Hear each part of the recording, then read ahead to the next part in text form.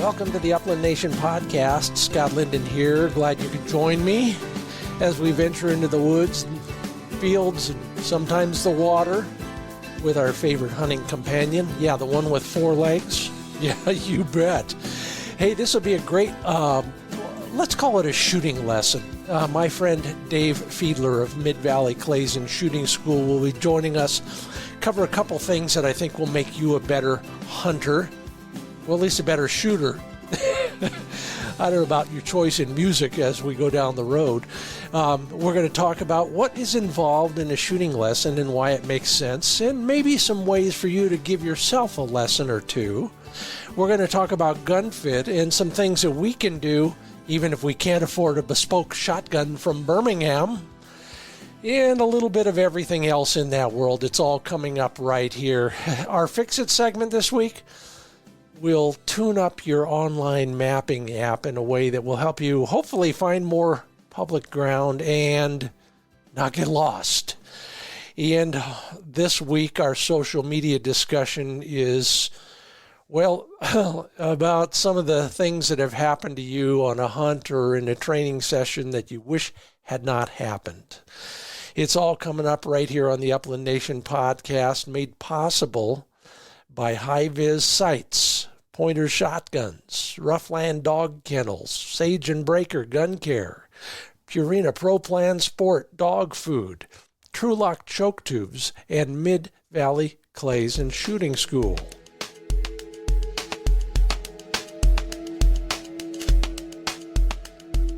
Well, last week I was reminded of a great term that one of you cooked up a while back, the zealous death chomp.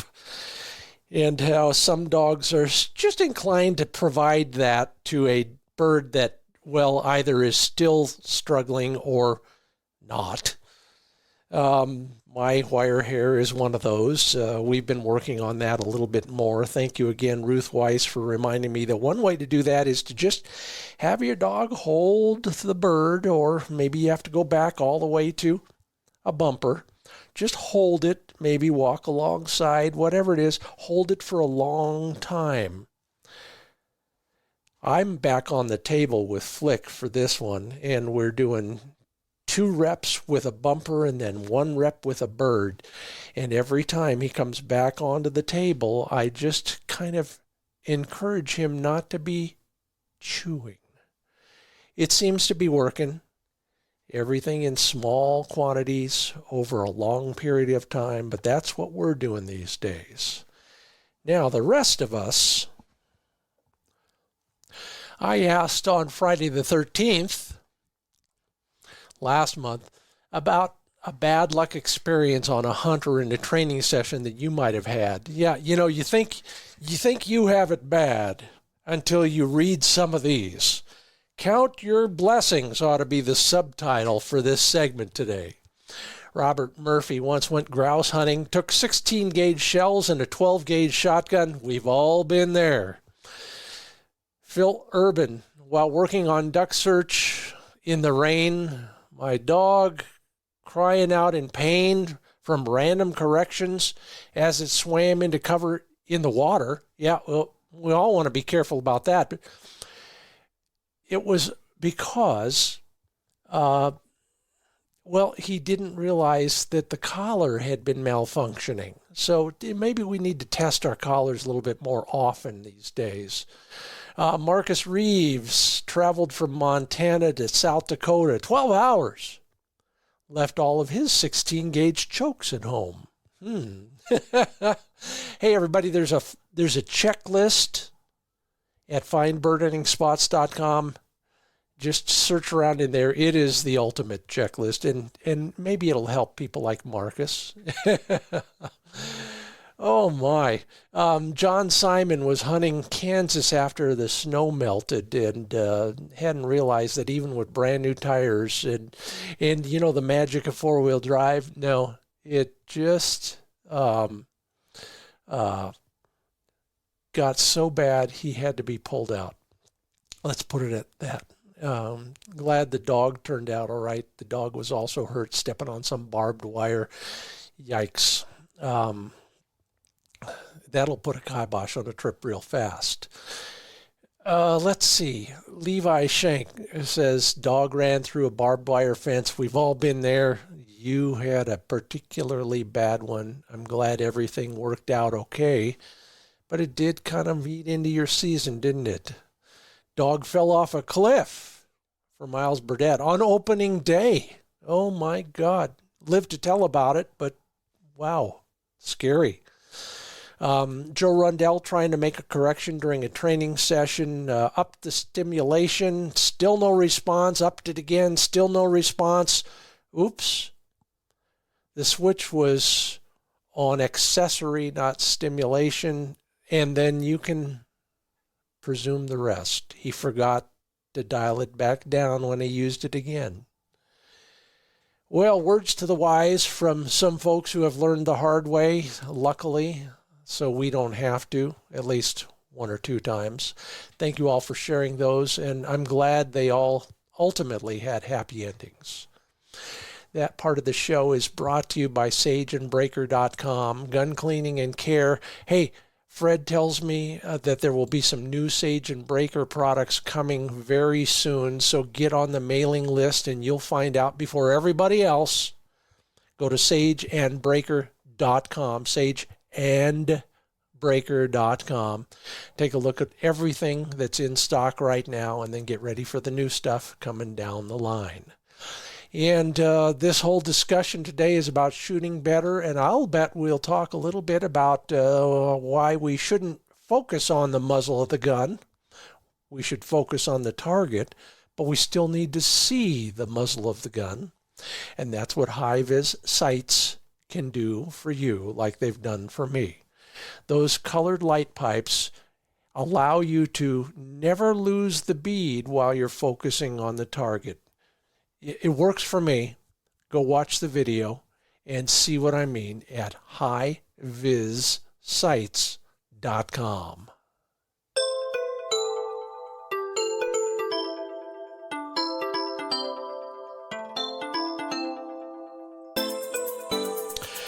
Well, whether I'm there taking a lesson or I'm here just talking about taking a lesson, it's always fun to talk with my friend Dave Fiedler from Mid-Valley Clays and Shooting School. Dave, welcome back to the Upland Nation podcast. Thank you. It's great being here with you remotely on the phone, me in my office and you in sunny Bend, right? Right. At least sunny at the moment. We'll see how it turns out later today. But yeah, they're talking rain, so we can always use rain. Anytime we get rain in June, we're happy here. Yeah, exactly. I get it. And we're the same way, especially with all the fires we're having out here. But that's another story for another time. Right. You know, you really need to work on the name of your outfit there, because on top of clay target shooting of all sorts, you also teach. But you also have a hell of a pro shop over there and a lot of shotguns for sale. Why don't you give us the whole backstory, not only on all of that, but also on how you got there? Well, I've been in this business one way or the other since like 1986-ish. Back then, I actually was behind a bar, owned a bar and restaurant in the thriving metropolis of Woodland, Wisconsin, which nobody in their right mind will know where that is. So after I got out of that, I started shooting for Budweiser for a little while. Trap, which is a funny game where the target just goes away from you. So in the meantime of that, we've heard of this great game called Sporting Clays. So it was a great game because if you were ever in trap, you realize that half of the guys complained the pole was too fast, the targets are too high, the targets are too low, whatever. But the Sporting Clays was the greatest thing in the world because you couldn't screw it up. No matter where it went, it was a legal target. So you didn't have to worry about that. So we kind of got involved with that. We opened up our first Sporting Clay course in, I think, 1986 or 87. Moved around, had opened a couple different ones around Wisconsin. And then finally, after, taking my level 1 instructor class back in 1990, where people were like, lessons? I would take lessons? Why? I'm an American. I don't need to do that. So then in 1996, I took my level 2 because I'm like, okay, I took my level 1 here, but I just feel there's so much more to learn on how to be able to help people, methods of shooting. You know, this is way before YouTube or any of that stuff. So then in 1996, that was 96, I took my level 2. And then in 2001, literally the week that we were supposed to go, the week of 9/11, but that all got crashed and burns because of what happened. So a few months later, I ended up taking my level 3. So then down the road, it's like, let's see, I think I'll travel to Nevada and manage a club there. Well, that went on, built that club up, and they decided, you know what? We don't need you anymore. So then we decided that, hey, we'll go to Oregon. And I'm like, Oregon? Why do we want to go to Oregon? Well, we found this place, and it's absolutely spectacular. And we've kind of put we set up our little, tripod, and here we are. So my wife has been teaching a ton. We teach a lot. We built the place up from basically nothing, where it's kind of run down. And now we have 15 sporting clay stations with 4 traps on each. We have Police, which is the greatest game in the world. We've got a couple 5 stands. The pro shop we have is probably going to be one of the best in the country, definitely the best in the Northwest. We are a full line dealer for Browning, Beretta, Rizzini, and we're the Northwest dealers for Krieghoff and Blaser. So we do have everything you want. If we don't have it, you probably don't need it. Let's put it that way. Except for the ability to shoot straight, and that's where you come in and I come in. And that's the third leg on our milks. We call it our business plan is a milk stool. Mm-hmm. So we have one of the legs is our clay target end of it, okay, where you're actually going out to shoot. The other end is our pro shop, and the third end would be, or the third leg, I should say, would be the instruction, the shooting school. And everyone feeds off the other one. If you're new, we get you set up with a gun. We get you out there shooting. If you've been shooting before, we get you a gun. We get you this. So it kind of everything feeds off each other. So it's just getting the people to understand to come here that you shouldn't be intimidated, and we will take care of you. We are friendly. Well, which I must echo that, because many of us of a certain generation in particular, but I think it's still true now. We get a shotgun. We go down to the local range, and I don't care what game it is, but we go down to the local range, and all the folks who are already there, well, let's just say they're not as helpful and welcoming as they are at Mid-Valley Clays. There's a reason for that, and some of the reason is, it's a nonprofit club, so if you show up, that means they have to work harder. So yeah, and it's. I've seen that all around the country. You have these little places where they're a nonprofit place, so they have one trap or one skeet field or something like that, and they want to be able to come out and shoot themselves because that's why they're working. So now, if you come out, it's like, well, no, I've got to pick up your shells, I've got to load this, I've got to show you how to do things. Oh, I just came out to shoot. So I've heard that from more than one different venue from across the country, but we try to be welcoming to anybody. I don't care what color you are. I don't care what sex you are. We want you to come and enjoy shooting as a whole, clay target shooting for sure, and then jump right into hunting if you'd like. We all have dogs here. It's a dog-friendly place. We have those little funny English cockers. We have the real dogs, English pointers, and we have some friends that have those, what do they call those, wire hairs? Is that what they're called? Careful, what? Careful, them's fighting words. Well, I didn't mean to dwell on it this long, but it's absolutely true. There is a difference. And these days, we are much more sophisticated consumers of everything. And that includes the services we get in a range of whatever sort we have available to us. So, there is an opportunity to comparison shop, and lucky for us at that.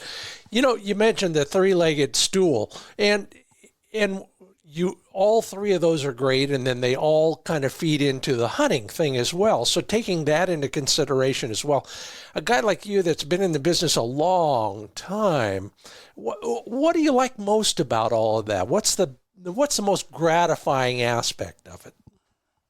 Well, there's a couple different things. One is when I'm instructing, and my favorite people to instruct now, and I've had All-Americans, All-State, All-Region, all that stuff. But I had a guy yesterday who just was great. I got the email from him, and he's like, I've been watching all these YouTube videos, and it's inside my head. And he's a hunter, and he's got Brittany, so I didn't hold that against him, but he's a great guy. And we went out, and he's like, oh, my God, I can't believe this. I can't believe how easy this was. And that to me is the best part about instructing for me at my level now, is basically getting people who have shot their whole life or hunted their whole life, and they're just struggling because, for whatever reason, their buddy's helping them. The biggest thing I see is all of this feedback from YouTube. And I'm like, majority of the stuff you see on YouTube is they're just trying to get you to, take a lesson from them. No matter how you shoot, we're going to change it the way I want you to shoot. Yeah. And we don't do that here. We basically take what you do and we make you better.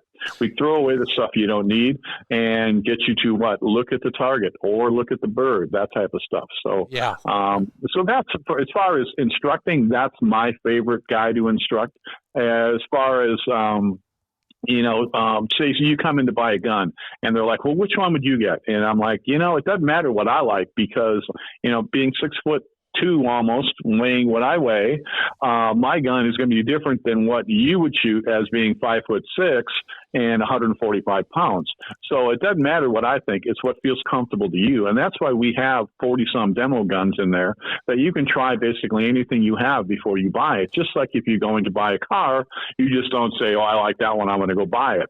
You normally take them for a test drive, and that's what we do. That's part of our business plan, is having all of the demo guns that we have. So, well, there's the two topics we're going to dwell on in detail. We'll cover gun fit in the second half of the podcast, but let's delve a little bit deeper into this whole idea of taking a lesson.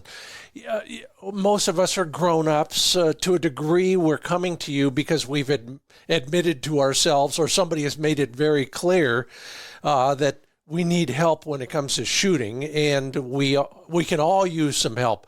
I don't know many people who shoot 100% all the time, especially in the field.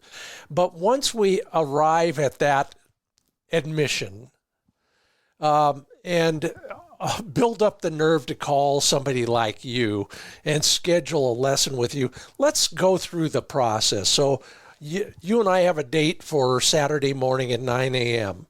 I show up. Walk me through, and take your time, and we'll go off on a few sidebars as well. But walk me through the lesson process. Well, the first thing I want to do is, figure out, why are you here? What do you want to get out of this lesson? You're going to pay me a good amount of money for an hour. All right. What do you want out of here? And I can tell you that by experience, not asking that up front gets you in trouble. I was at a lesson in Southern Illinois one time, and we had a whole bunch of people, and we shot for 3 hours, and all of a sudden the guy goes, and I'm like, oh, I guess we're done. And the guy goes, well, what about this? I'm like, oh. So that's one of the things I really stress to my instructors and myself as well. Sit down, talk to them for a couple minutes, and shake out really, why are you here? So the answer is, I want to get better. Well, better in what? Are you hunting? Are you shooting clays? Are you shooting skeet? Give me some kind of clue where I'm going, so I can get a roadmap of where I'm going to take you. So if you're coming... Yeah, because if you're coming and you're going to say you're going to be a police shooter or a sporting place shooter or a trap shooter, we're going to address that differently than if you're hunting. Yeah. If you're hunting, I'm not going to be working with you with a high gun, which means the gun's pre-mounted to your face, to your shoulder, because you don't walk around, the woods that way or the field that way. You're down. We would work on a low gun, which is, the ready position, as you like to call it, and then work into be able to mount the gun smoothly, and that's the direction we're going to go in if you're into hunting. If you're into clay target shooting, trap shooting, skeet shooting, it's a whole different, road that we're going to take because most of the time those are high gun games, which means it's a pre-mounted gun. So once we get that figured out, which road we're going to go down, and then some of my instructors will actually do some other odd stuff. And I shouldn't say odd stuff. It's a bad way to say it, where I like to get them out there shooting right away. I don't take any really beginners anymore. I'm just taking people who have been hunting, a little more advanced people. So we go out there. I just want to watch you shoot. All right, we're going to, I will ask you right away when we talk about this, what are the targets? What are the birds that you have trouble addressing? What's the ones that happen and you're like, God, I cannot believe I'm missing those. So then we go to those right away and I watch you shoot. Okay, so what are you doing? Are you look like you're on Tourette's trying to mount the gun? You're all over the place.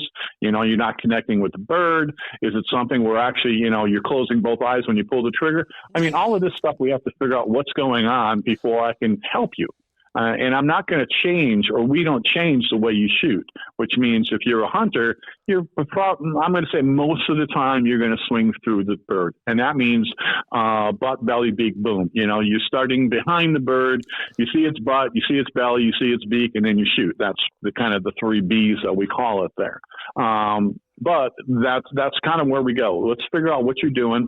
I want to get you to shoot 5, 6 shots, and then we'll sit down for a couple minutes and talk and go from there. The guy yesterday was just totally amazed that you didn't have to do all these, tricks in order to break targets. Okay, it's like take away all the extra moves you need to do. You don't need to use. And the biggest thing I see with hunters is they want to bring the gun to the shoulder, put their head down. So, which means the right hand, if you're right-handed, and it goes both ways if you're left-handed or right-handed.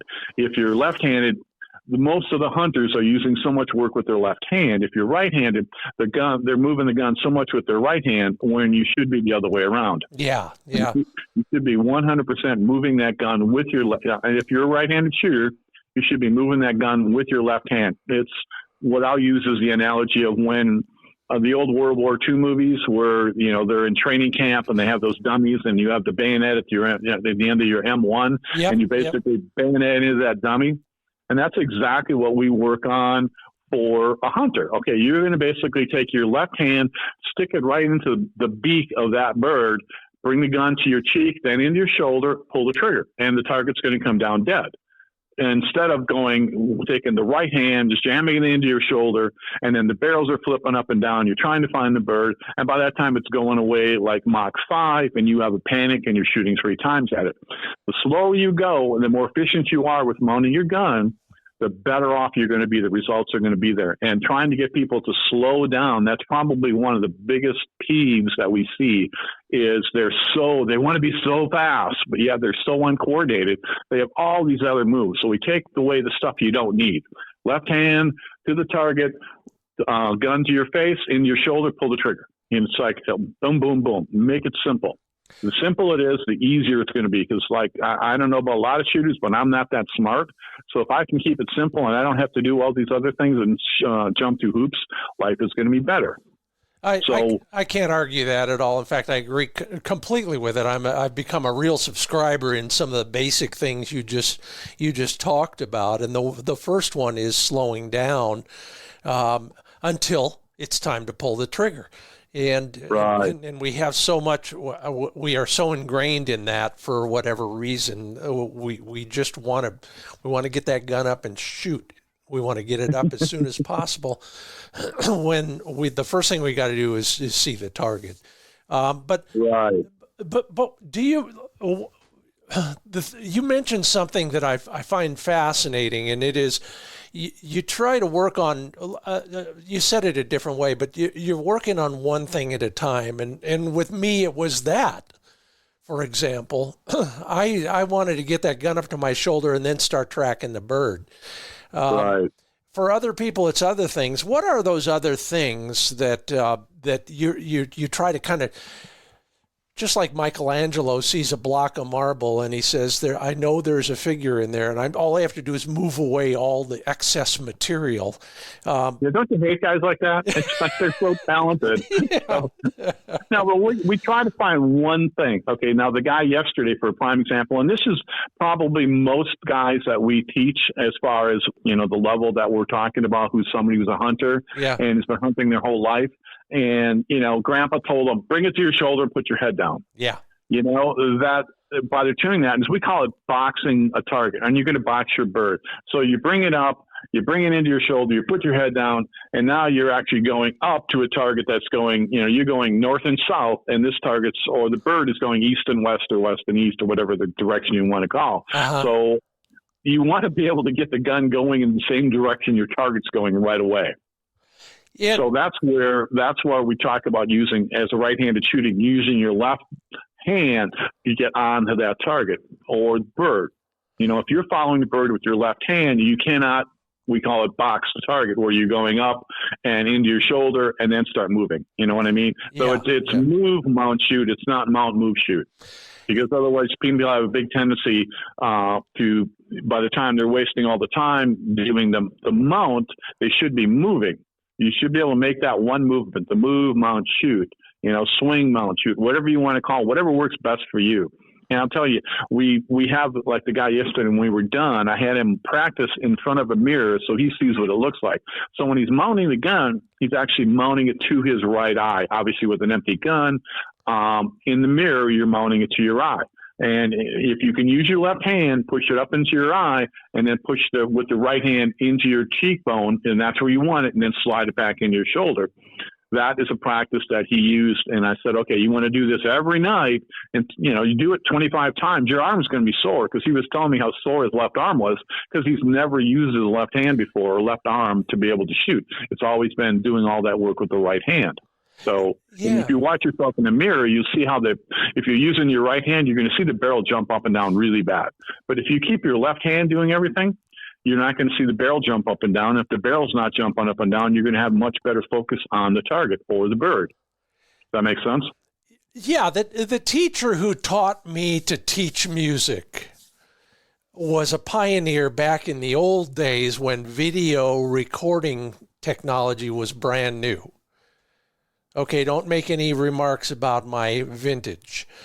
But I would never do that. So one year we would conduct a band, and he would videotape that, and then he'd take you back into the side room, and he'd go over the video with you, and you saw all that stuff. The mirror does the same thing. Somebody who's got a decent phone can do the same thing now. Set it up, and if you see these obvious errors, I'll call them, like you said, using too much right hand, it's very clear. Many of us learn visually better than we learned from Dave telling us that we were using too much. So illustrating that with a mirror is invaluable. What are some... We'll do this sometimes. Is we'll use when they're just bound and determined that I'm not right. We have tablets, those little tablets. So we will do is video that, and then what do they call it? Screenshot? No, what do they do? It's mirror it on the TV. We have a 6-foot TV. Oh yeah. You put it on there. Believe me, when they see themselves do it on a 6-foot screen in front of everybody, they're like, oh, I guess you're right. Yeah. And that's the one downfall about a podcast compared to doing something in person, because trying to explain the intricacy of what we're trying to teach, it's much easier, as you say, to see it than it is to try to describe it. Because if somebody's listening to that going, what the hell is he talking about? You use the bayonet analogy, and I had an instructor many years ago who used the spear thrust analogy. Same idea. Same thing. Using your left hand to move the gun most of the time, most of the way, and it works pretty well. The fundamental difference is right versus left, and we get that. What are some of the other what are some of the other things you end up having to carve away from somebody else's technique? Looking at the barrels. I'm telling you what, that is yesterday the same thing. The biggest problem is they want why is that on the end of the barrel? Why is that sight at the end of the barrel? That just makes your subconscious aware where it is. Yeah. And I use the analogy of driving a car and shooting a shotgun are exactly the same. Because if you look at the hood of your car, say the older cars had those little, what do you want to call them? A hood ornament. The hood ornament. Yeah. Oh. Okay, so you're looking at that, you're going to end up in the ditch, okay? If you cannot focus close and far at the same time. So when you're shooting a rifle and a pistol, you focus on your sights and the target is blurry, correct? Yeah. But when you're shooting a shotgun, like driving the car, you're focused on where you're going to shoot. We tell people just look at the target. If you can just look at the target, it's like when you're driving a car. You're going around a curve. You don't look at your hood ornament and move it a little bit at a time with the hood ornament. No, you look at where you're going to drive and you automatically move there. Yeah. That's the same total thing that we try to get across with shooting a shotgun. Okay, where you look, is where you point, because you don't need to look at your hand to point at something in the room. I don't care what it is. Say you're outside and you see a flagpole. Just point, take your left hand and point at that target or at that flagpole. You didn't need to look at your hand to point at that, right? Yeah, and there again is another great exercise that I remember the earliest days, like you, of sporting clays. I'd go to a tournament and watch all the pros, and they would stand behind the station while somebody else was in the station, and they'd do that. They'd follow that target, and they'd point with their offhand. Right. Would that be their offhand? Yeah, I guess so. The right. If you're right-handed, it'd be your left hand. Yeah. So they were doing that, and I remember learning that way as well. We have time for one more of those kind of examples before we take a break. What's another one of those bigger shooting misconceptions that many of us have? The biggest one, okay, so you've got basically the two. One is the rushing of the movement, and the boxing of the target, which I would consider one and the same. Two is literally the looking at the end of the barrel. Yeah. Okay. Three is going to be what we're going to talk about. The next section is going to be gun fit. Yeah. I mean, that's really the simplest way I can break it down. Those are the two that we run into mostly. Yeah. If you're talking a new shooter who's just starting guns, then we have some other issues. Stance is a big thing. Yeah.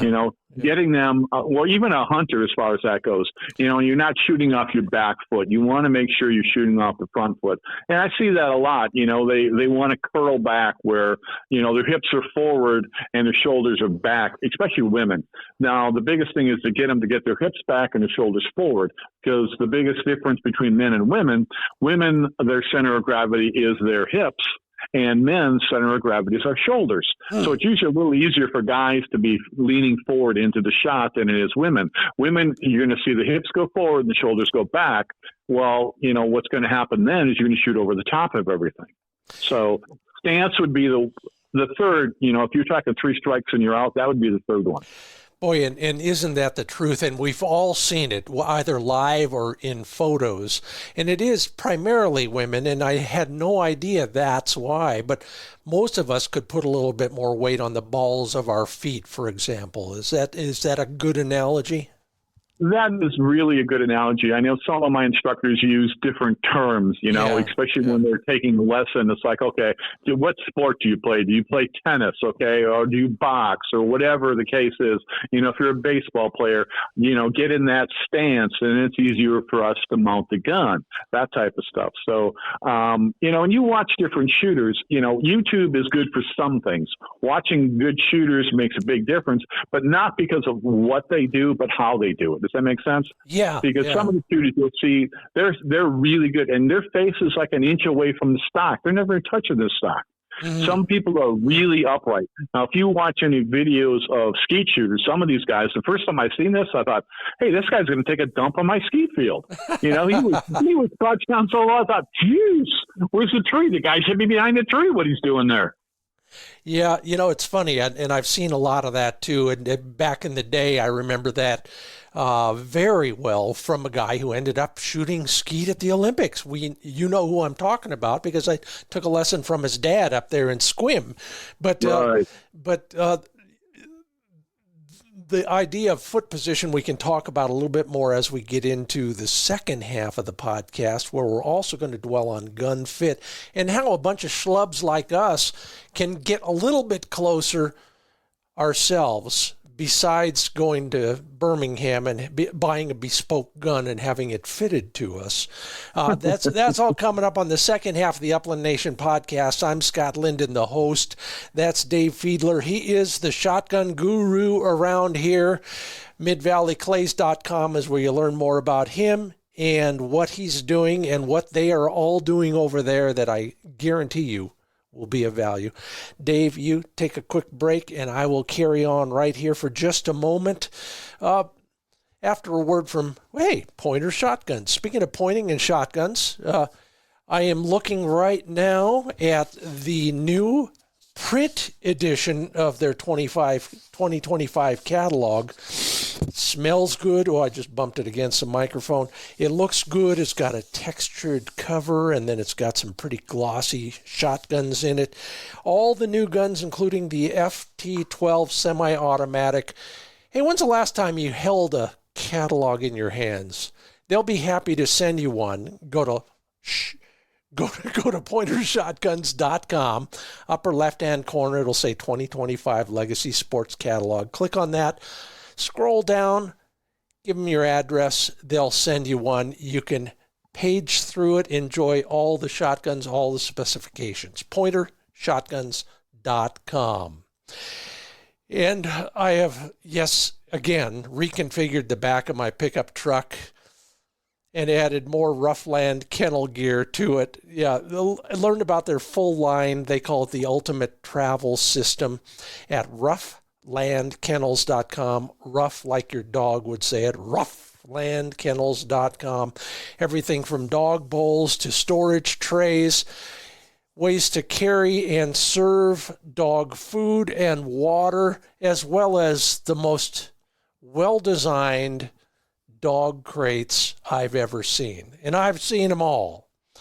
They're light enough to carry, robust enough to protect your dog, and they've got all sorts of innovations. These are the guys who pioneered all the stuff that you see other people imitating. From doors on the side, doors that don't rattle, doors that are chew-proof and easy to clean. Learn more at roughlandkennels.com.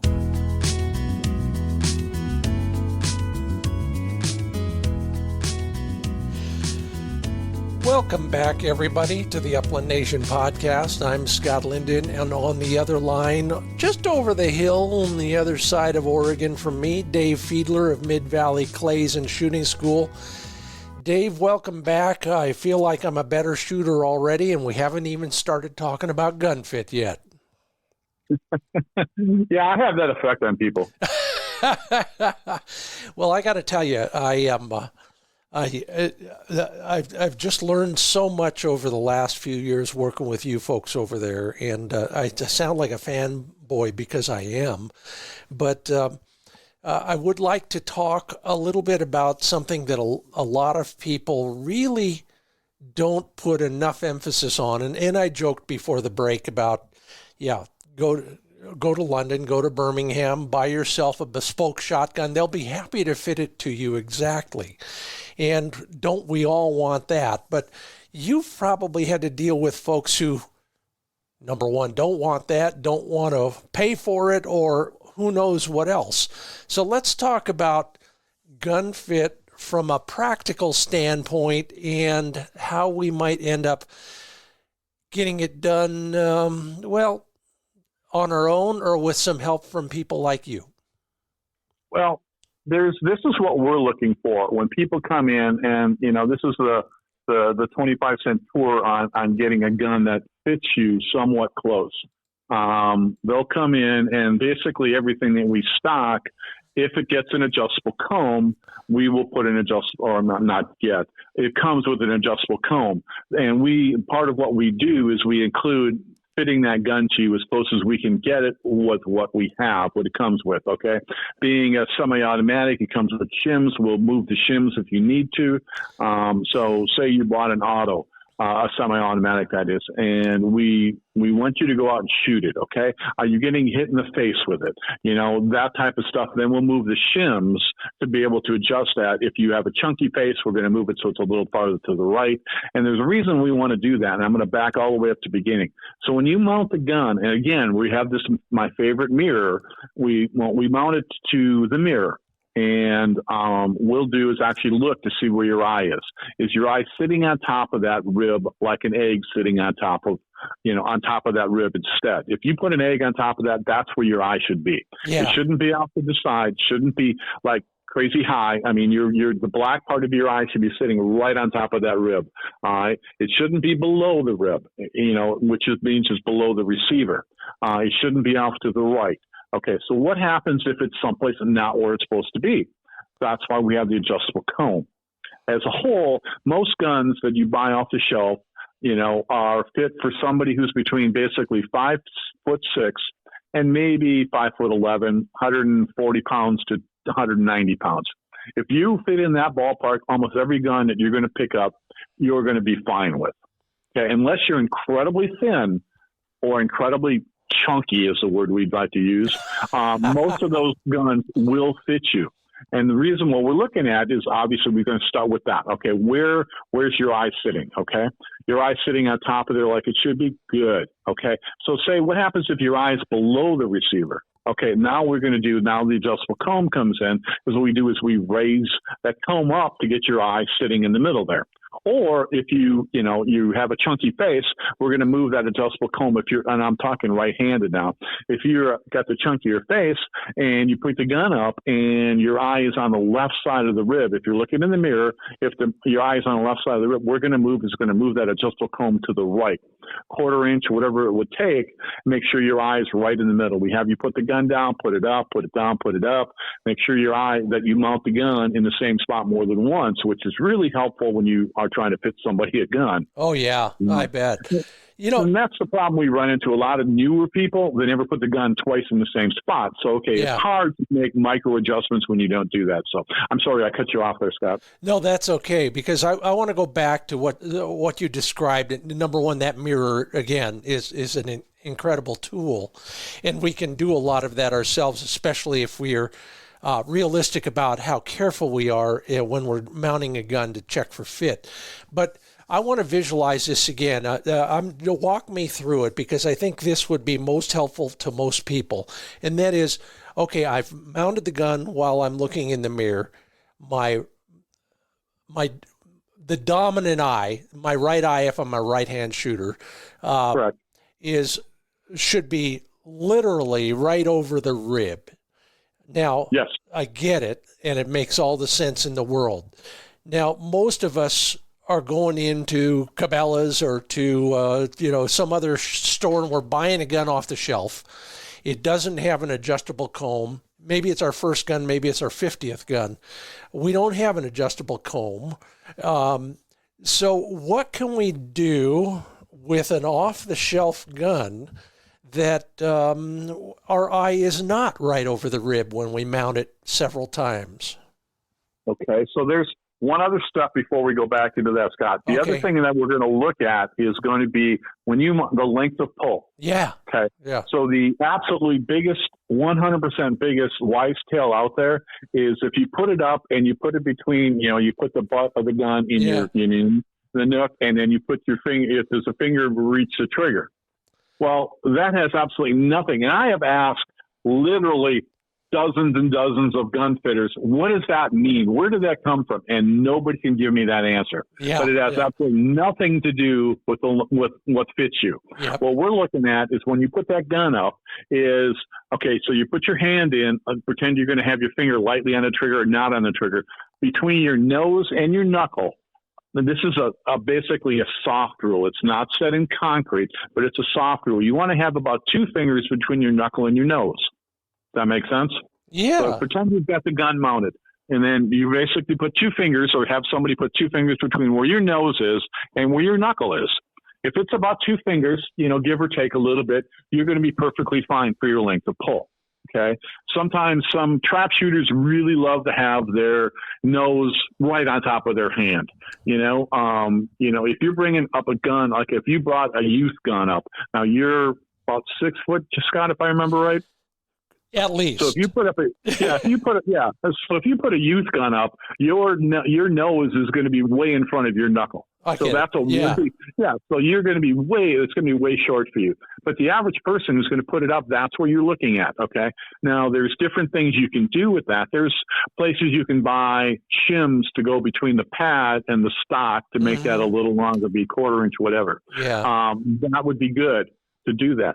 So now once we got that covered, let's go back to what you were asking me before. You buy that gun off the shelf and you get it home and you look at it, it's like, I don't even see my right eye. It's behind that receiver so far. Yeah. So you've got a couple options. One, there's actually probably 3 different options. One is you send it off and have an adjustable comb put onto it.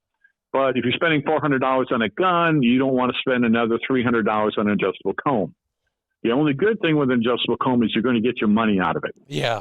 When you sell it, you will always recoup your money. Now, if you go someplace and have the stock cut off, that might be custom stock to you, but to me, it's firewood. So be aware before you start cutting on your stock, what's your future with that? Are you buying that gun down the road to say, okay, I've got the gun now, but, I'm worried about cutting it off because then I won't be able to sell it. Well, if that's the fact, then are you buying it for selling it or are you buying it to use it? You're going to set it up to use it, which means if you need to cut it off a little bit, you go ahead and cut it off. That's fine. But be aware of some of that stuff. So back to your original question, how do you get your eye up there? Adjustable comb, it's the most expensive option, but it is an option. 2 is a simple thing is moleskin. There is, you can go to Brownells, you can come to Mid-Valley Clays. We do have these little pads that are sticky pads, which do not stick and hurt they stick to your stock, but it doesn't mess up. It doesn't have, like, if you put duct tape on there, you have that sticky tacky stuff. Well, these do not. They have them. I know Brownells sells a couple different ones. I shouldn't say their name, but whatever you want to go to, some of those places will have those little sticky pads that will go over the top of your stock. That'll bring your head up, but be aware. Some of those are a little wider, so when you put it on, it's gonna push your face over a little bit. Does that make sense? So if you put something that's 6 millimeters that you want to take your eye straight up, okay, be aware it's also going to push it over 6 millimeters. Did I lose you on that? Does that make sense? No, I get it, and we probably should define a couple terms. The length of pull is literally the measurement between the trigger and the gun butt. The middle of the gun butt, The middle of the gun butt, thank you. And then the comb, for those of us who are not as familiar, is the part where you put your cheek on your gun. Correct. And that, obviously, it's a geometry problem that we can solve with something like moleskin or whatever people use, which does then reset your eye and your whole face, I guess, now that I think about it. As you said, it will move where your face ends up, and that puts your eye, hopefully, further in the direction you want it to move. Right. And that's where there are different things that are sold that you can build it up with. Matter of fact, when we give lessons, lots of times my wife and different people here that are my instructors will build up even one of the guns that we have. Go, say you're 6'4", you're as thin as a beanstalk, and your neck is 3 times longer than mine. All right. So now you're going to have to be able to build that comb up in order to make that gun have his eye sit where it's supposed to be. Okay. I use the same story. And if I've told you this before, I apologize. I was at a lesson one time in Wisconsin, and there was a lady taking the lesson who had a little kid. Obviously the kid wasn't along, but her gun was off. And the only thing we had that was accessible was a diaper. So we actually took the diaper, cut it off, and we wrapped it on with black electrical tape and got it exactly where she needed it. Yeah. And she was ecstatically happy. And 2, there was no recoil because the diaper took care of all the recoil. I love it. Well, that's resourcefulness in the second or third degree. That's great. I got to tell you one funny story and explain why this is probably true. I had a wonderful Spanish side-by-side that I loved so much and pretty much learned to shoot on.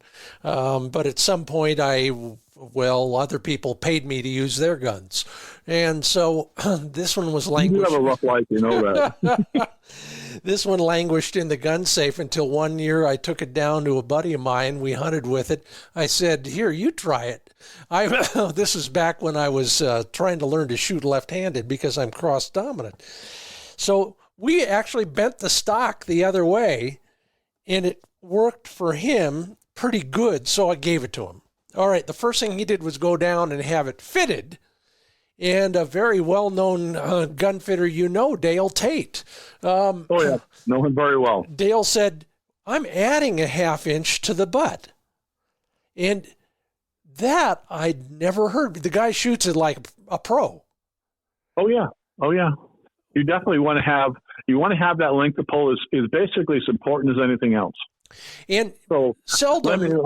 Go ahead. Go ahead. No. But seldom do I hear of Dale Tate adding anything on. Normally, there's not a gun short enough for him.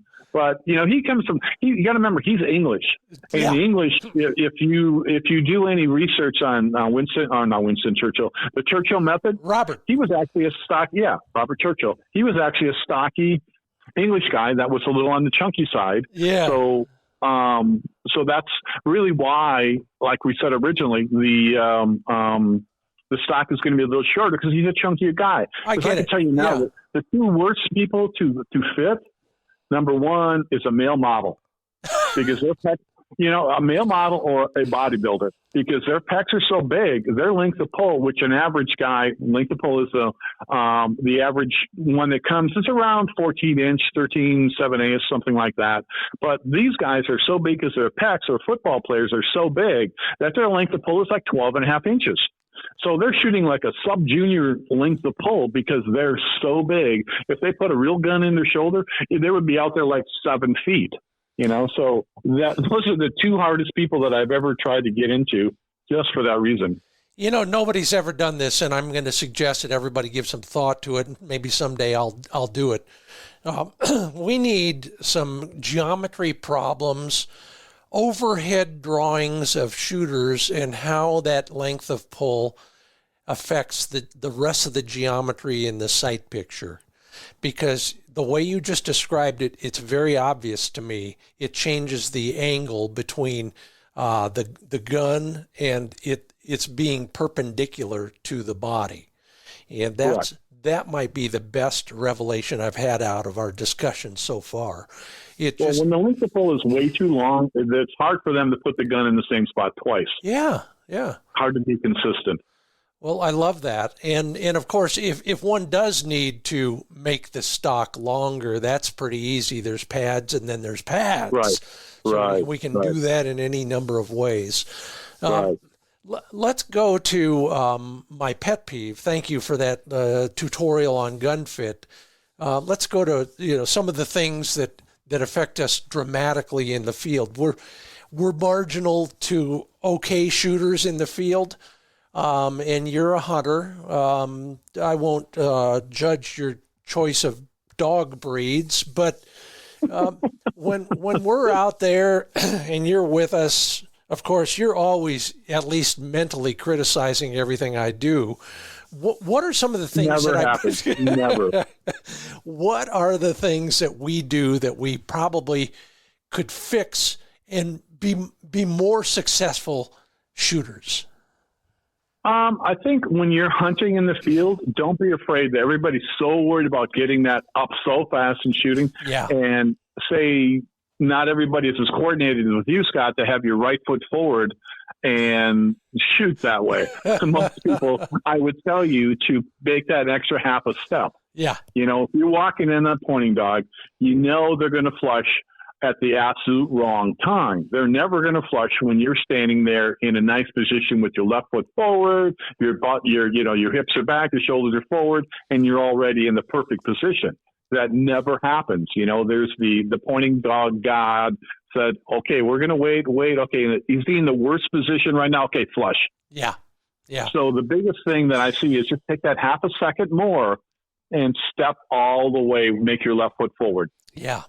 No. That is as far as something that's going to help you drastically, that's it right there. I did the math for a video I made a while back. Even the fastest pheasant, starting from a standing start, will eventually, possibly, with a good tailwind, get up to 45 miles an hour. When the shot string comes out of the muzzle, it's going 900 and some odd miles an hour. The bird will never outrun your shot. So like you said, that's a good thing. That's good. I use that to people all the time. Slow down. You will never, ever, that bird will never outrun. Yeah. That's going 900 miles an hour. This is going 40. Not gonna meet. So that is one way to rationalize a good foot position, or at least a better foot position. What about, I'm going to call it tracking the bird. We do, like you said, the first thing we do is we get that gun up to our shoulder, and then we start looking around for the bird. Instead, give us the instead, right way. It goes back to what we talked about in the first half of this podcast. It's literally looking at the bird, putting your left hand on it, bring it to your face, into your shoulder, pull the trigger. But it shouldn't be bringing the gun to your face, shoulder, and then putting your head down, and then you're basically standing there and wiggling that gun around trying to find a bird. Just make solid contact with the bird with your eyes, bring the gun to your face, to your shoulder. I mean, it's the same movement, move, mount, and shoot. All right. You don't like the biggest thing I've seen, people that come fresh are the ones that have the gun, get them mounted first, and then they're wagging the gun around trying to find the bird. Well, I'll have 3 birds down by that time. You want to find your target first. Slowly move, mount, shoot, pull the trigger. Okay. That's one of the biggest downfalls. And it's hard because they've spent their whole life putting that gun to their shoulder and then trying to find the bird. Let's go to the next one. And this is the one we all dread and anticipate with relish. And that is, it's a popcorn flush. And we've got a bird getting up over here, and we do everything you just said, and we drop that bird. We want to shoot a double. How do we go to the next bird? Or what do we do before that so that we have a chance at the next bird? I think you're going to be in the same situation I'm in. You get spoiled with having good dogs, so you don't really mark the first one down that well, right? Yep. So I found this out the hard way when I went from having really good dogs to no dogs, and you're used to shooting the 2 or 3 out of a covey, and all of a sudden it's like, oh, where was the first one? So basically you're going to shoot that first one, and unless you have a good dog, make sure you know where it went. And the hardest thing to do is make sure you just pick that one bird up, because there's nothing worse to me than harvesting a bird and not finding it. Yeah. So make sure you got that first one marked. And then if you are confident enough to be able to say, okay, I'm going to go for the second one. Usually what will happen is the gun will come out. What you should do is the gun should come out of your face. Okay. All right. You're going to basically take the gun out, and then you're going to find your second target. Okay. First target's down, bring the gun down. You don't have to go all the way down to your ready position, but you're just going to take it down so you can see where you're going to go to. You don't want to pull the trigger, kill that bird, and then just wave the gun around in your shoulder like you have Tourette's or something. So shoot the first one, bring the gun down a little bit, find your second target and acquire it, and shoot that one the same exact way. Robert, do the same thing more than once in a row, you're going to get good results. Robert Churchill said, shoot the first bird first. And then I learned from Buzz Fawcett many years ago when he finally wrote the book we were supposed to collaborate on, that he calls it a demi-mount or a demi-dismount. So that's a good way to put it. And it's absolutely true. And I'm a big believer. Well, thanks for the reminder. And boy, are those all great lessons. We got them all for free right here from Dave Fiedler at Mid-Valley Clays and Shooting School, and your Browning dealer, by the way. Don't ever forget that part of it.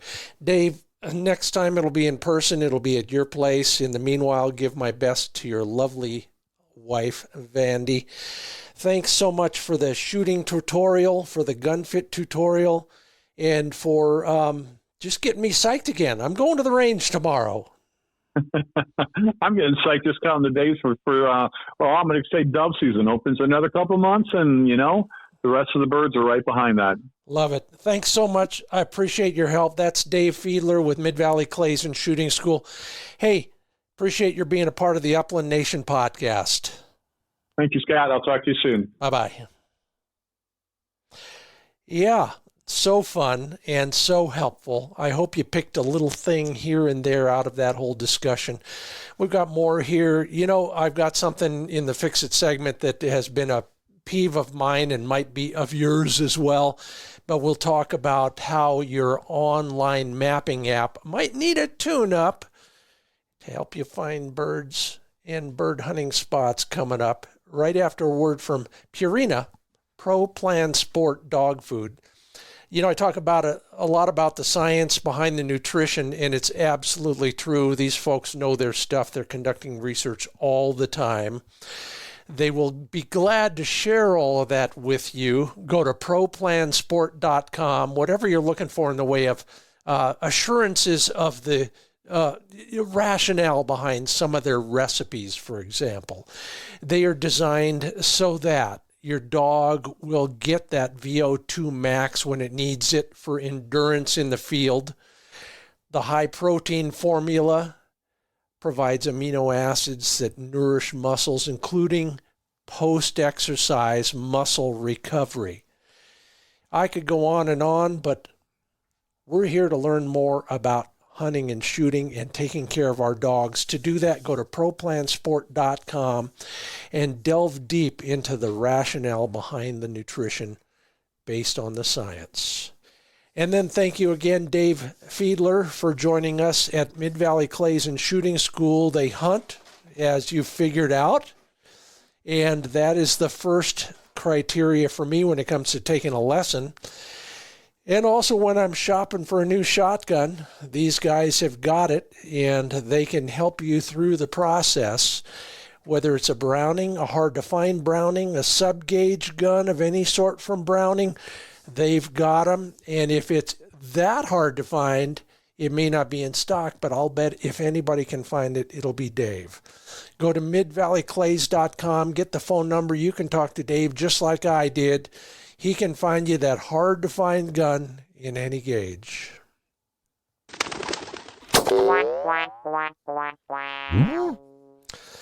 All right. I know we're all planning on our assault on the bird fields this coming season, but maybe this happened to you a few times last season, or even now if you're still trying to stay tuned up on your online mapping app. Sometimes it just drives you nuts, doesn't it? Well, that might be because your online mapping app depends largely on your cell phone's compass.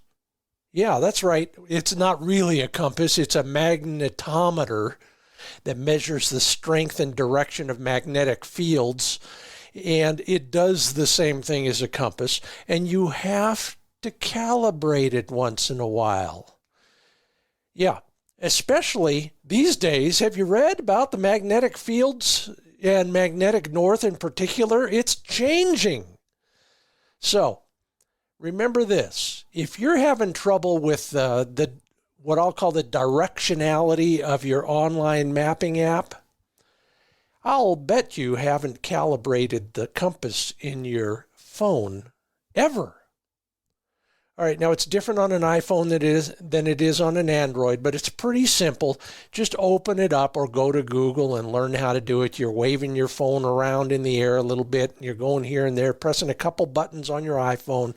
Whatever it is, calibrate the compass in your phone, and I can almost guarantee you'll have a better performing online mapping app. Fix It is brought to you by TrueLockChokes.com. Speaking of sub gauges, if you are settled on a sub gauge and you want to improve your shooting, new choke tubes from these guys will do the job.